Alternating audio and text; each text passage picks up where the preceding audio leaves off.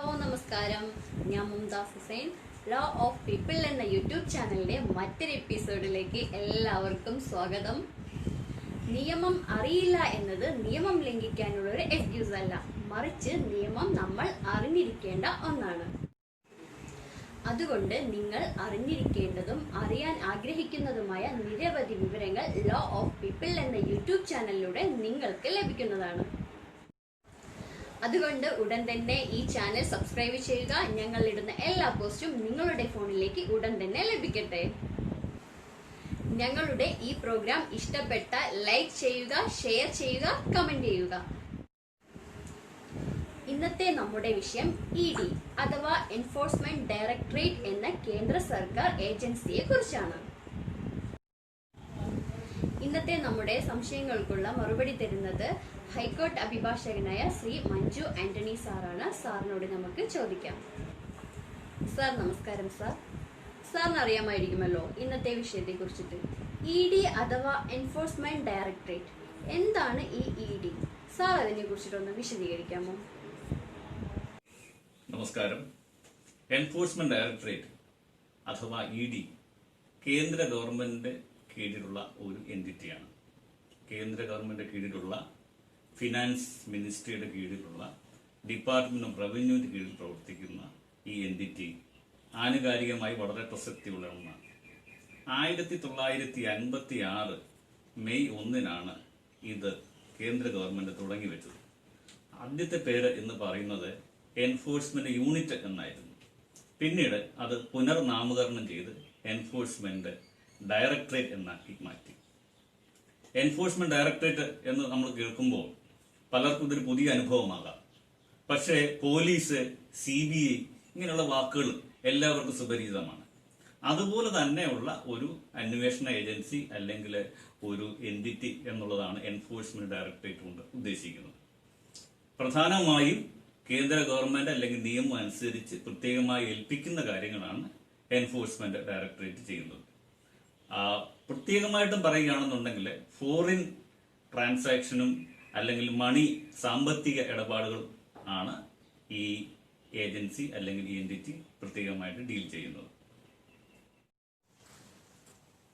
Enforcement directorate ചുരുക്കത്തിൽ പറയുകയാണെങ്കിൽ സാമ്പത്തിക കുറ്റകൃത്യങ്ങളെ പറ്റിയാണ് അന്വേഷിക്കുകയും പ്രോസിക്യൂട്ട് ചെയ്യുകയും ചെയ്യുന്നത്. പ്രത്യേകിച്ചും ഫോറിൻ കോൺട്രിബ്യൂഷൻ, വിദേശ സാമ്പത്തിക സഹായം സ്വീകരിക്കുന്ന അവസ്ഥയിൽ, പ്രത്യേകിച്ചും രാഷ്ട്രീയ താല്പര്യത്തോടുകൂടിയോ അല്ലെങ്കിൽ ഭീകര പ്രവർത്തനങ്ങൾക്കോ അല്ലെങ്കിൽ മതപരമായ പ്രവർത്തനങ്ങൾക്കോ ഫോറിൻ കോൺട്രിബ്യൂഷൻ, പ്രത്യേകിച്ച് മതപരിവർത്തനത്തിന് ഭാഗമായിട്ട് സ്വീകരിക്കുന്നത് നിയമവിരുദ്ധമാണ്. എന്നാൽ ചാരിറ്റബിൾ പർപ്പസിന് സ്വീകരിക്കുന്നതിന് നിയമ തടസ്സമില്ല. അങ്ങനെയുള്ള കാര്യങ്ങൾ പ്രത്യേകം ശ്രദ്ധിക്കുക. ഇതനുസരിച്ച് പണം കൈവശം വരുമ്പോൾ അല്ലെങ്കിൽ വാങ്ങിക്കുകയാണെങ്കിൽ കൃത്യമായിട്ട് ബുക്സ് ഓഫ് അക്കൗണ്ട് സൂക്ഷിക്കുക. എന്ത് കാര്യത്തിനാണ് നിങ്ങൾ പണം വാങ്ങിച്ചത് അതിന് കൃത്യമായ കണക്കുണ്ടായിരിക്കണം. കേന്ദ്ര ഗവൺമെന്റ് മുൻകൂട്ടിയുള്ള അനുവാദം രേഖാമൂലം വാങ്ങിയിട്ട് ചെയ്യാവുള്ളൂ. ഏതെങ്കിലും കാരണവശാൽ നിങ്ങളുടെ രജിസ്ട്രേഷൻ, FCRA രജിസ്ട്രേഷൻ ക്യാൻസൽ ആയി പോവുകയാണെന്നുണ്ടെങ്കിൽ തുടർന്ന് സാമ്പത്തിക ഇടപാടുകൾ ചെയ്യാതിരിക്കുക. ഏതെങ്കിലും കാരണവശാൽ രജിസ്ട്രേഷൻ ക്യാൻസൽ ചെയ്യാൻ വേണ്ടി നിങ്ങൾ അപേക്ഷ കൊടുക്കുകയാണെങ്കിൽ അതുവരെ എടുത്ത പണം അത് എന്ത് ആവശ്യത്തിലാണ് ഉപയോഗിച്ചത് എന്നുള്ളത് മനസ്സിലാക്കുകയും ബാക്കി കാര്യങ്ങൾ കേന്ദ്ര ഗവൺമെന്റ് ഉചിതമായ തീരുമാനത്തിന് വിട്ടുകൊടുക്കുക. കിട്ടുന്ന പണം അത് ഏത് പർപ്പസിന് വേണ്ടി വാങ്ങിച്ചു അതേ ആവശ്യത്തിന് വേണ്ടി മാത്രം, അത് ആർക്ക് വേണ്ടിയാണ് അവർക്ക് വേണ്ടി മാത്രം കൊടുക്കുക. അഡ്മിനിസ്ട്രേറ്റീവ് പർപ്പസിന് വേണ്ടി ഉപയോഗിക്കുന്ന പണം അല്ലെങ്കിൽ ചെലവുകൾ അത് നിയമം അനുശാസിക്കുന്ന നിശ്ചിത പരിധിയിൽ ശതമാനത്തിൽ കൂടാൻ പാടില്ല. അല്ലെങ്കിൽ പ്രത്യേകിച്ച് വീണ്ടും കേന്ദ്ര ഗവൺമെന്റ് അനുവാദം വാങ്ങിക്കേണ്ടതായിട്ട് വരും. സാമ്പത്തിക ഇടപാടുകൾ എപ്പോഴും നിയമാനുസൃതം ചെയ്യുക, അത് ശരിയായ ഉദ്ദേശത്തോടുകൂടി ചെയ്യുക, അത് ശരിയായ നിയമപരമായ മാർഗത്തിലൂടെ ചെയ്യുക. വിദേശ സാമ്പത്തിക സഹായം സ്വീകരിക്കുമ്പോൾ പ്രത്യേകം ശ്രദ്ധിക്കുക. വിദേശത്തെ പണം അയക്കുമ്പോഴും ഇതേ രീതിയിൽ തന്നെ നിങ്ങൾ വേണ്ട ശ്രദ്ധ പതിപ്പിക്കേണ്ടതാണ്. എന്നാൽ ടാക്സ് ഇവേഷൻ പോലെയുള്ള ഇൻഡയറക്ട് ടാക്സ് ഇവേഷൻ പോലെയുള്ള കാര്യങ്ങൾ ഡയറക്ടർ ഓഫ് റവന്യൂ ഇന്റലിജൻസിന് കീഴിലാണ് വരുന്നത്. അത് എൻഫോഴ്സ്മെന്റ് ഡയറക്ടറേറ്റിന്റെ കീഴിലല്ല. എൻഫോഴ്സ്മെന്റ് ഡയറക്ടറേറ്റിന്റെ കീഴിൽ പ്രധാനമായിട്ടും ഫോറിൻ എക്സ്ചേഞ്ച് മാനേജ്മെന്റ് ആക്ട് അല്ലെങ്കിൽ ഫെമ അല്ല, അതുകൂടാതെ പ്രിവെൻഷൻ മണി ലോണ്ടറിംഗ് ആക്ട്, ഈ 2 കാര്യങ്ങളാണ് പ്രധാനമായിട്ടും വരുന്നത്. പിന്നെ 100 കോടിയിലേറെ ഉള്ള സാമ്പത്തിക ഇടപാടുകൾ നടത്തി രാജ്യം വിട്ടുപോകുന്ന വലിയ കുറ്റവാളികൾക്കെതിരെയുള്ള നിയമങ്ങൾ എടുക്കുന്നതിനും എൻഫോഴ്സ്മെന്റ് ഡയറക്ടറേറ്റിന് അധികാരമുണ്ട്. അതുകൊണ്ട് ഇനി നിങ്ങൾ സാമ്പത്തിക ഇടപാടുകൾ ചെയ്യുമ്പോൾ പ്രത്യേകിച്ചും നിയമപരമായ മാർഗത്തിലൂടെ മാത്രം ചെയ്യുക. എന്തെങ്കിലും സംശയം ഉണ്ടെങ്കിൽ അത് അറിയാവുന്ന അഡ്വക്കേറ്റിനെയോ അല്ലെങ്കിൽ ചാർട്ടേഡ് അക്കൗണ്ടിനെയോ അല്ലെങ്കിൽ FCRA തന്നെ എൻഫോഴ്സ്മെന്റ് ഡയറക്ടറേറ്റ് ഉദ്യോഗസ്ഥരെ തന്നെ സമീപിച്ചിട്ട് നിങ്ങൾക്ക് ഉചിതമായ നിർദ്ദേശങ്ങൾ സ്വീകരിക്കാവുന്നതാണ്. കൂടാതെ എൻഫോഴ്സ്മെന്റ് ഡയറക്ടറേറ്റിന്റെ വെബ്സൈറ്റ് ഉണ്ട്, അത് സന്ദർശിച്ച് നമുക്ക് ഉചിതമായ കാര്യങ്ങൾ അതിൽ നിന്ന് തന്നെ ഡൗൺലോഡ് ചെയ്യുകയോ മനസ്സിലാക്കുകയോ ചെയ്യാവുന്നതാണ്. EDയുടെ പരിശോധനകൾ നടത്തുന്ന അവസരങ്ങളിൽ അവിടെയുള്ള വ്യക്തികൾക്ക് മേൽ EDക്ക് നിയന്ത്രിക്കാവുന്ന കാര്യങ്ങൾ എന്തൊക്കെ? EDയുടെ റെയ്ഡ് നടക്കുന്ന സമയത്ത് സാധാരണഗതിയിൽ മറ്റാരെയും ആ സമയത്ത് പ്രവേശിപ്പിക്കത്തില്ല. റെയ്ഡ് നടക്കുന്ന സ്ഥലത്ത് ഉള്ളവർക്ക് പുറത്തു പോകാനും ഉള്ള അധികാരം ഉണ്ടായിരിക്കത്തില്ല, അല്ലെങ്കിൽ അനുവാദം ഉണ്ടായിരിക്കില്ല. കൂടാതെ ആ സമയത്ത് മൊബൈൽ ഫോണ്, ഇന്റർനെറ്റ്, മറ്റു കാര്യങ്ങൾക്ക് ഉപയോഗിക്കാൻ സാധിക്കില്ല. മറ്റു വിധത്തിൽ പറഞ്ഞാൽ ഉദ്യോഗസ്ഥരുടെ നിർദ്ദേശങ്ങളോട് സഹകരിക്കുക. പൂർണ്ണമായിട്ടും അങ്ങനെ ചെയ്യുമ്പോൾ അത് പരിശോധന മാത്രമാണ്. എൻഫോഴ്സ്മെന്റ് ഡയറക്ടറേറ്റിലെ ഉദ്യോഗസ്ഥരും പബ്ലിക് സർവൻസ് ആണ്. അവർക്ക് നിങ്ങളോട് പ്രത്യേകിച്ച് മുൻവൈരാഗ്യമൊന്നുമില്ല. അവർക്കൊരു ഇൻഫർമേഷൻ കിട്ടുമ്പോൾ അതിനെപ്പറ്റി അന്വേഷിക്കുന്നത് മാത്രം. അപ്പൊ നിങ്ങൾ വിധമായ രേഖകൾ കാണിച്ചു കൊടുക്കുക. അവർ ചെയ്യുന്നത് എന്താണെന്ന് വെച്ച് കഴിഞ്ഞാൽ റെയ്ഡ് നടക്കുമ്പോൾ അതിന്റെ എന്തൊക്കെ സാധനങ്ങളാണോ റെയ്ഡിൽ എടുക്കുന്നത് അതിനെപ്പറ്റി ഒരു ലിസ്റ്റ് ഉണ്ടാക്കും. ഏതൊക്കെ രേഖകളാണ് കണ്ടെടുക്കുന്നതെങ്കിൽ അതിനെപ്പറ്റും ലിസ്റ്റ് ഉണ്ടാക്കും. അതിൽ ആ ലിസ്റ്റിന് പ്രകാരമാണ് കോടതിയിൽ പ്രോസിക്യൂട്ട് ചെയ്യുകയോ തുടർ നടപടികൾ എടുക്കുകയോ ചെയ്യുന്നത്. EDയുടെ പ്രവർത്തനങ്ങളോട് നിങ്ങൾ പൂർണ്ണമായിട്ടും സഹകരിക്കുക. അതിന് അവരുടെ പ്രവർത്തനങ്ങളിൽ തടസ്സം സൃഷ്ടിച്ചാൽ പബ്ലിക് സർവൻസിനെ അവരുടെ കൃത്യനിർവഹണത്തിൽ തടസ്സം സൃഷ്ടിച്ചു എന്നതിൽ നിങ്ങളെ പ്രോസിക്യൂട്ട് ചെയ്യാനായിട്ട് സാധിക്കും. എന്നാൽ ഏതെങ്കിലും രേഖകൾ നിങ്ങൾ എൻഫോഴ്സ്മെന്റ് ഡയറക്ടറേറ്റിന് കൈമാറ്റം ചെയ്തുവെങ്കിൽ, അല്ലെങ്കിൽ നിങ്ങളുടെ പണം എൻഫോഴ്സ്മെന്റ് ഡയറക്ടറേറ്റ് കണ്ടെടുക്കുമ്പോൾ അതിന് കൃത്യമായ നിങ്ങൾക്കൊരു അക്നോളജ്മെന്റ് തരുന്നില്ലെങ്കിൽ അത് നിങ്ങൾ എൻഫോഴ്സ്മെന്റ് ഡയറക്ടറെ നേരിട്ട് ബോധ്യപ്പെടുത്താവുന്നതാണ്, അല്ലെങ്കിൽ കോടതി ശ്രദ്ധയിൽപ്പെടുത്താവുന്നതാണ്. ആർക്കൊക്കെ EDയെ സമീപിക്കാം? അതിനുവേണ്ടി നമ്മൾ ചെയ്യേണ്ടത് എന്താണ്? ഞാൻ മുമ്പ് സൂചിപ്പിച്ച പോലെ എൻഫോഴ്സ്മെന്റ് ഡയറക്ടറേറ്റിന് ഏറ്റവും വലിയ ഹെഡ്ക്വാർട്ടേഴ്സ് ന്യൂഡൽഹിയിലുണ്ട്. അവിടെ എൻഫോഴ്സ്മെന്റ് ഡയറക്ടറാണ്. അവിടെ നിങ്ങൾക്ക് അറിയിക്കാം. എൻഫോഴ്സ്മെന്റ് ഡയറക്ടർ വെബ്സൈറ്റ് ഉണ്ട്, വെബ്സൈറ്റുമായി നിങ്ങൾക്ക് കോൺടാക്ട് ചെയ്യാം. കൂടാതെ റീജിയണൽ ഓഫീസ് രാജ്യത്തിന്റെ വിവിധ ഭാഗങ്ങൾ, പ്രത്യേകിച്ചും മെട്രോ സിറ്റീസിലുണ്ടായിരിക്കും. ഇത് കൂടാതെ സോണൽ ഓഫീസ് രാജ്യത്തിന്റെ വിവിധ ഭാഗങ്ങളിലുണ്ട്, സബ് സോണൽ ഓഫീസ് ഉണ്ട്. ഇവിടെ എവിടെയും നിങ്ങൾക്ക് ഇൻഫർമേഷൻ കൈമാറ്റം ചെയ്യാവുന്നതാണ്. ഇത് അവരുടെ ഫോൺ നമ്പറിൽ അറിയിക്കാം, വെബ്സൈറ്റിലൂടെ അറിയിക്കാം, അല്ലെങ്കിൽ ഇമെയിലൂടെ അറിയിക്കാം. അതിന് തടസ്സമൊന്നുമില്ല. ഏത് ഉദ്യോഗസ്ഥനെതിരെയും നിങ്ങൾക്ക് ഈ കാര്യങ്ങൾ ശ്രദ്ധയിൽപ്പെടുത്താവുന്നതാണ്. ഇത് പറയുമ്പോൾ ചെയ്യുന്നയാള് ഹോണസ്റ്റ് ആയിട്ട് വേണം ചെയ്യാൻ. പലപ്പോഴും കണ്ടുവരുന്നൊരു പ്രത്യേകത, മറ്റുള്ളവരെ തേജോവധം ചെയ്യുന്നതിന് വേണ്ടി രാഷ്ട്രീയ ലക്ഷ്യങ്ങളോടുകൂടി മനഃപൂർവ്വം അപകീർത്തിപ്പെടുത്തുന്നതിന് വേണ്ടിയും അവരെ നിയമക്കുരുക്കിലാക്കുന്നതിന് വേണ്ടി ചെയ്യാറുണ്ട്. അങ്ങനെ ചെയ്യാതിരിക്കുക. സത്യസന്ധമായ ഇൻഫർമേഷൻ ആണെങ്കിൽ അധികാരപ്പെട്ട ഉദ്യോഗസ്ഥനെ കൈകാര്യം ചെയ്യാൻ തടസ്സമില്ല. ഇതൊന്നുമല്ലെങ്കിൽ വളരെ ലളിതമായിട്ട് പറഞ്ഞാൽ നിങ്ങൾക്ക് അടുത്തുള്ള പോലീസ് സ്റ്റേഷൻ അറിയിക്കാം. അത് പോലീസ് ഉചിതമായിട്ട് എൻഫോഴ്സ്മെന്റ് ഡയറക്ടറേറ്റിനെ അല്ലെങ്കിൽ ഏത് അന്വേഷണ ഏജൻസിയാണ് അവരെ അറിയിച്ചുകൊള്ളും. നമ്മുടെ മേൽ ED അന്വേഷണം പ്രഖ്യാപിക്കുന്നത് ഏത് സിറ്റുവേഷനിലാണ്?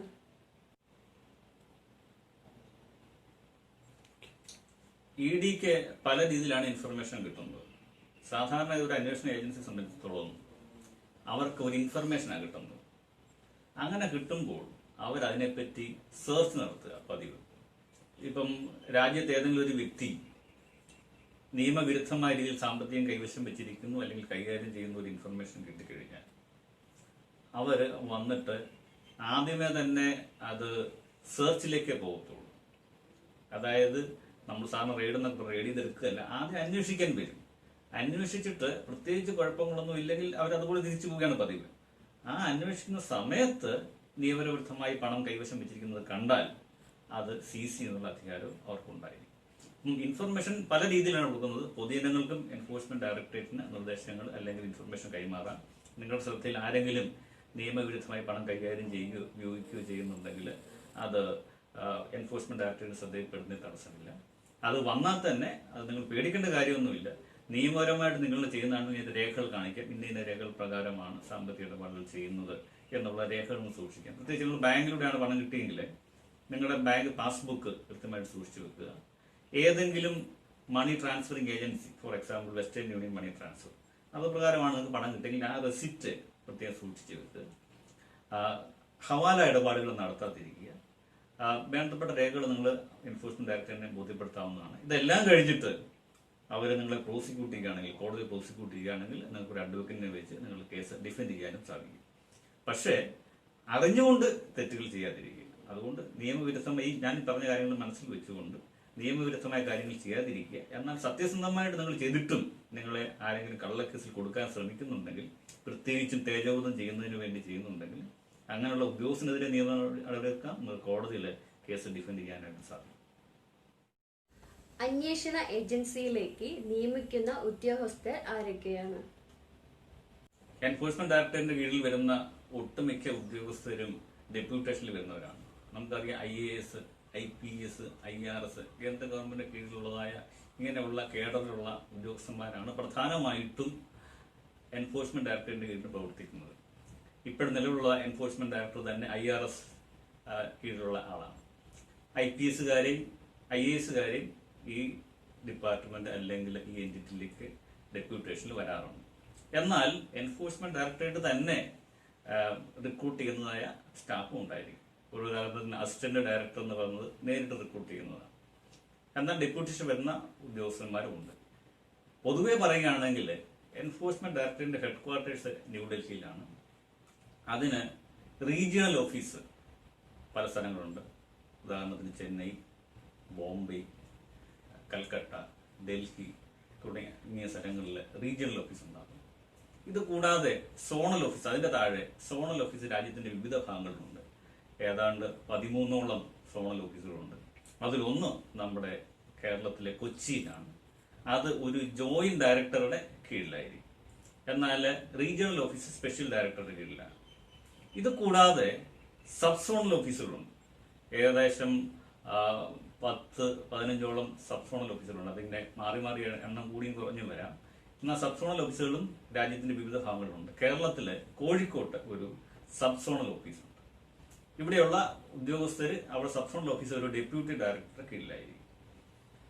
ഡെപ്യൂട്ടേഷനിൽ IASലും IPSലും IRSലും ധാരാളം ഉദ്യോഗസ്ഥർ എൻഫോഴ്സ്മെന്റ് ഡയറക്ടർ കാലാകാലങ്ങൾ പ്രവർത്തിച്ചിട്ടുണ്ട്. അത് സ്വാഭാവികമാണ്. കേന്ദ്ര ഗവൺമെന്റ് സംസ്ഥാന ഗവൺമെന്റിലാണ് ഡെപ്യൂട്ടേഷനിൽ പോവുകയും വരികയും ചെയ്യുന്നത്.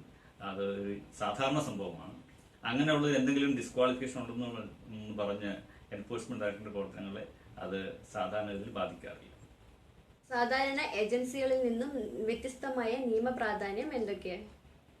EDയുടെ അന്വേഷണത്തിൽ കണ്ടെത്തുന്ന വകുപ്പുകളും ശിക്ഷാവിധികളെന്ന് പറയുമ്പോൾ അത് ഏത് നിയമത്തെ അടിസ്ഥാനമാക്കി എന്ന് പ്രത്യേകമായിട്ട് ശ്രദ്ധിക്കേണ്ടതായിട്ട് വരും. ഫോറിൻ എക്സ്ചേഞ്ച് മാനേജ്മെന്റ് ആക്ട് അനുസരിച്ചുള്ളതാണെങ്കിൽ പ്രോസിക്യൂഷനേക്കാൾ ഉപരി സാമ്പത്തിക ഇടപാടുകളെ പറ്റി അന്വേഷിക്കുകയും ഉചിതമെങ്കിൽ ഒഫൻസ് കോമ്പൗണ്ട് ചെയ്യുന്നുള്ള അധികാരം എൻഫോഴ്സ്മെന്റ് ഡയറക്ടറേറ്റിനുണ്ട്.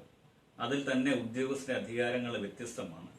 ഡെപ്യൂട്ടി ഡയറക്ടർ ആണെങ്കിൽ 5 ലക്ഷം രൂപ വരെയുള്ള സാമ്പത്തിക ഇടപാടുകൾ നിയമവിരുദ്ധമാണെങ്കിൽ പോലും അത് കോമ്പൗണ്ട് ചെയ്യുന്നതിന് ഉചിതമായ തീരുമാനം എടുക്കുന്നുള്ള അധികാരം ഉണ്ടായിരിക്കും. അതിന് മുകളിൽ 5 ലക്ഷം രൂപ മുതൽ 10 ലക്ഷം രൂപ വരെയാണെങ്കിൽ ജോയിന്റ് ഡയറക്ടർ ഓഫ് എൻഫോഴ്സ്മെന്റിന് ആ കാര്യങ്ങൾ ഉചിതമായ കോമ്പൗണ്ടിങ്ങിൽ തീരുമാനം എടുക്കാൻ സാധിക്കും. 10 ലക്ഷം രൂപ മുതൽ 50 ലക്ഷം രൂപ വരെയുള്ള ഇടപാടുകളാണെന്നുണ്ടെങ്കിൽ സ്പെഷ്യൽ ഡയറക്ടർ ഓഫ് എൻഫോഴ്സ്മെന്റിന് തീരുമാനമെടുക്കാൻ സാധിക്കും. 50 ലക്ഷം രൂപ മുതൽ 1 കോടി രൂപ വരെയാണെങ്കിൽ special director of enforcement with the concurrence of the legal adviser of the central government ഉചിതമായ തീരുമാനമെടുക്കാം. 1 കോടിയോ അതിന് മേലുള്ള എത്ര തുകയാണെങ്കിലും director of enforcement special director of എൻഫോഴ്സ്മെന്റുമായി ചേർന്നുകൊണ്ട് ഉചിതമായ തീരുമാനമെടുത്ത് ഒഫൻസ് കോമ്പൗണ്ട് ചെയ്യാവുന്നതാണ്. കോമ്പൗണ്ട് ചെയ്യണം എന്ന് നിർബന്ധമില്ല. അത് ഉചിതമായ കേസിൽ കോമ്പൗണ്ട് ചെയ്യാം, അല്ലെങ്കിൽ പ്രോസിക്യൂട്ട് ചെയ്യാം. ഇത് കൂടാതെ മണി ലോണ്ടറിംഗ് ആക്ട് എന്ന നിയമമുണ്ട്. അതിൽ സ്പെഷ്യൽ കോർട്ടുകൾ സെഷൻസ് കോടതിയുടെ അധികാരത്തിന് തുല്യമുള്ള അല്ലെങ്കിൽ സെഷൻസ് കോടതികളെ മണി ലോണ്ടറിംഗ് ആക്ട് അനുസരിച്ച് സ്പെഷ്യൽ കോർട്ടായിട്ട് ഡെസിഗ്നേറ്റ് ചെയ്യാറുണ്ട്. അങ്ങനെയുള്ള കോടതികളിൽ കേസ് പ്രോസിക്യൂട്ട് ചെയ്യുന്നത് എൻഫോഴ്സ്മെന്റ് ഡയറക്ടറേറ്റ് ആണ്. വിവിധങ്ങളായ വകുപ്പുകളുണ്ട്. അതനുസരിച്ച് 7 വർഷം വരെ ശിക്ഷ കിട്ടാം. എന്നാൽ നർക്കോട്ടിക് ഡ്രഗ്സ് അല്ലെങ്കിൽ മയക്കുമരുന്നുമായിട്ട് ഇടപെട്ടുള്ള കേസുകളാണെങ്കിൽ 10 വർഷം വരെ ശിക്ഷ കിട്ടാവുന്ന വകുപ്പുകളുണ്ട്. അത് ചില കേസുകളിൽ 2 വർഷമാകാം, 1 വർഷമാകാം. അത് വകുപ്പുകൾ വ്യത്യാസപ്പെട്ടിരിക്കും. എന്നാൽ സാധാരണഗതിയിൽ പറയുകയാണെങ്കിൽ 7 മുതൽ 10 വർഷം വരെ ശിക്ഷ കിട്ടാവുന്ന വകുപ്പുകൾ വരെ കൈകാര്യം ചെയ്യുന്ന അധികാരം എൻഫോഴ്സ്മെന്റ് ഡയറക്ടറേറ്റിന് prevention of money laundering act അനുസരിച്ചുണ്ട്.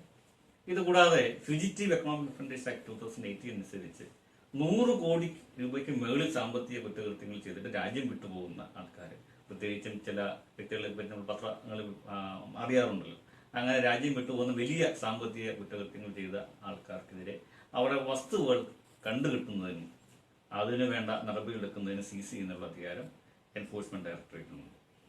Enforcement ഡയറക്ടറേറ്റിന്റെ പ്രവർത്തനങ്ങളുമായിട്ട് cooperate ചെയ്യേണ്ട പൊതുജനങ്ങളുടെയും സംസ്ഥാന ഗവൺമെന്റ് ഉദ്യോഗസ്ഥരുടെയും ബാധ്യതയാണ്. എന്നാൽ മാലഫൈഡായിട്ട് ആരെങ്കിലും രാഷ്ട്രീയ ലക്ഷ്യങ്ങളോട് കൂടിയോ ദുരുദ്ദേശത്തോടു കൂടിയോ മനഃപൂർവ്വം ഒരാളെ പ്രോസിക്യൂട്ട് ചെയ്യുകയോ അല്ലെങ്കിൽ സെർച്ചോ സീസറോ നടത്തുകയോ ചെയ്യുകയാണെന്നുണ്ടെങ്കിൽ അങ്ങനെയുള്ളവരെ തിരിച്ച് അങ്ങനെ മനഃപൂർവ്വം ചെയ്യുന്നവർക്കെതിരെ ഉദ്യോഗസ്ഥന്മാർക്കെതിരെ നടപടിയെടുക്കുന്നതിനും നിയമത്തിൽ വകുപ്പുണ്ടായിരിക്കുന്നതാണ്.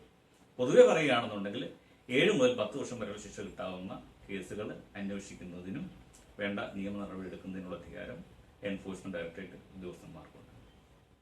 ഈ ഏജൻസിയുടെ പ്രവർത്തനങ്ങൾ എന്ന് പറയുന്നത് പ്രധാനമായും ഒന്ന്, സാമ്പത്തിക കാര്യങ്ങളെ പറ്റി ഇൻവെസ്റ്റിഗേറ്റ് ചെയ്യുക എന്നുള്ളതാണ്. അത് ഫെമ അല്ലെങ്കിൽ ഫോറിൻ എക്സ്ചേഞ്ച് മാനേജ്മെന്റ് ആക്ട്, അതുകൂടാതെ prevention of money laundering act, ഈ 2 നിയമങ്ങൾക്കുള്ളിലുള്ളതായ കാര്യങ്ങൾ അന്വേഷിക്കുക എന്നുള്ളതാണ് പ്രധാനമായിട്ടുള്ള ഒരു ഉദ്ദേശ ലക്ഷ്യം എന്ന് പറയുന്നത്. രണ്ടാമതായിട്ട് പ്രോസിക്യൂട്ട് ചെയ്യുക, പ്രത്യേകിച്ചും prevention of money laundering act അനുസരിച്ച് പ്രതികളെ കണ്ടെത്തി അവർക്കെതിരെ കുറ്റപത്രം സമർപ്പിച്ച് കോടതിയിൽ പ്രോസിക്യൂട്ട് ചെയ്യുക എന്നുള്ള ഒരു കടമയും അല്ലെങ്കിൽ ഉത്തരവാദിത്വവും ഈ ഇഡിക്കുണ്ട്. ഇതുകൂടാതെ 2018 കേന്ദ്ര ഗവൺമെന്റ് പാസാക്കിയ ഒരു നിയമമാണ് ഫ്യൂജിറ്റീവ് എക്കണോമിക് ഒഫൻഡേഴ്സ് ആക്ട്. അതായത് 100 കോടി രൂപയിൽ അധികം ഉള്ള സാമ്പത്തിക ഇടപാടുകൾ നടത്തി തട്ടിപ്പ് നടത്തിയിട്ട് രാജ്യം വിട്ടുപോകുന്ന വ്യക്തികൾക്കെതിരെ അന്വേഷണം നടത്തി അവരുടെ സ്വത്ത് കണ്ടുകെട്ടി അവരെ കോടതിയിൽ പ്രോസിക്യൂട്ട് ചെയ്യും. പ്രത്യേകിച്ച് ആ സ്വത്ത് കണ്ടുക എന്നുള്ളതാണ് അവരുടെ പ്രധാനമായിട്ടുള്ള ഉദ്ദേശം. അപ്പൊ അതും എൻഫോഴ്സ്മെന്റ് ഡയറക്ടറേറ്റ് ആണ് ചെയ്യുന്നത്. ഇത് കൂടാതെ ചില ക്ലെയിംസ് ഡിസൈഡ് ചെയ്യുക, അഡ്യൂഡിക്കേറ്റ് ചെയ്യുക എന്ന് പറയും. അതായത് ഇപ്പം ഫോറിൻ എക്സ്ചേഞ്ച് മാനേജ്മെന്റ് ആക്ട് അനുസരിച്ചുള്ളതാണെങ്കിൽ ചില കാര്യങ്ങൾ കോമ്പൗണ്ട് ചെയ്യാനായിട്ട് സാധിക്കും. അപ്പൊ അങ്ങനെ കോമ്പൗണ്ട് ചെയ്യുകയാണെന്നുണ്ടെങ്കിൽ അതും ഈ ഇ ഡി ആണ് ചെയ്യുന്നത്. ഇത് കൂടാതെ കേന്ദ്ര ഗവൺമെന്റ് പ്രത്യേകമായി നിർദ്ദേശിക്കുന്ന കാര്യങ്ങളും ഇത് ഇ ഡിയുടെ അധികാര പരിധിയിൽ വരുന്നതാണ്. ഇ ഡിയുടെ പ്രവർത്തനങ്ങൾക്കുമേൽ തടസ്സം നിന്നാൽ നേരിടേണ്ടി വരുന്ന ഭവിഷ്യത്തുകൾ എന്തൊക്കെയാണ്? ഇ ഡിയുടെ പ്രവർത്തനങ്ങൾ എന്ന് പറയുന്നത് നിയമാനുസൃതമാണ്. നിയമത്താൽ അധികാരപ്പെട്ട ഏജൻസിയാണ്. അവർക്ക് അന്വേഷണം നടത്താം, പ്രോസിക്യൂട്ട് ചെയ്യാം, രേഖകൾ കണ്ടെത്താം, മറ്റു കാര്യങ്ങൾ നിയമം അനുവദിക്കുന്ന രീതിയിൽ ചെയ്യുന്നതിന് സാധിക്കും. അതിന് തടസ്സം നിന്ന് കഴിഞ്ഞാൽ പബ്ലിക് സർവന്റിനെ എല്ലാ ഉദ്യോഗസ്ഥരും കീഴിലുള്ള എല്ലാ ഉദ്യോഗസ്ഥരും ഇന്ത്യൻ പീനൽ കോഡ് നിർവചിക്കപ്പെട്ടുള്ള പബ്ലിക് സർവന്റിന്റെ അധികാര പരിധിയിൽ വരുന്നതാണ്. അപ്പം പബ്ലിക് സർവന്റിനെ അദ്ദേഹത്തിന്റെ കൃത്യനിർവഹണത്തിൽ തടസ്സം ചെയ്യുന്നതിനുള്ള എല്ലാ ശിക്ഷയും പ്രോസിക്യൂഷനും എൻഫോഴ്സ്മെന്റ് ഡയറക്ടറേറ്റിലെ ഉദ്യോഗസ്ഥരെ തടഞ്ഞാൽ ലഭിക്കുന്നതാണ്. കൂടാതെ ഏത് വ്യക്തിയും ഹാജരാകുന്നതിനും രേഖകൾ കൊടുക്കുന്നതിനും എൻഫോഴ്സ്മെന്റ് ഡയറക്ടറേറ്റ് നിർദ്ദേശിക്കാവുന്നതാണ്. അതിനെ എതിർത്ത് കഴിഞ്ഞാൽ അങ്ങനെ പബ്ലിക് സർവന്റിനെ കൃത്യനിർവഹണത്തിൽ തടസ്സം ചെയ്തതിനുള്ളതായ പ്രോസിക്യൂഷന് എടുക്കുന്ന അധികാരവും എൻഫോഴ്സ്മെന്റ് ഡയറക്ടറേറ്റിനുണ്ടായിരിക്കും.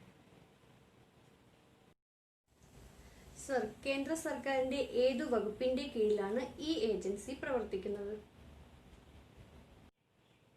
ഞാൻ മുമ്പ് സൂചിപ്പിച്ചതുപോലെ കേന്ദ്ര ഗവൺമെന്റ് ഫിനാൻസ് മിനിസ്ട്രിയുടെ കീഴിൽ ഡിപ്പാർട്ട്മെന്റ് ഓഫ് റവന്യൂവിന്റെ കീഴിലാണ് എൻഫോഴ്സ്മെന്റ് ഡയറക്ടറേറ്റ് പ്രവർത്തിക്കുന്നത്. 1956 തുടങ്ങിയ സമയത്ത് കേന്ദ്ര ഗവൺമെന്റ് തന്നെ ഡിപ്പാർട്ട്മെന്റ് ഓഫ് എക്കണോമിക് അഫയേഴ്സിന് കീഴിലാണ് ഇത് പ്രവർത്തിച്ചു വന്നിരുന്നത്.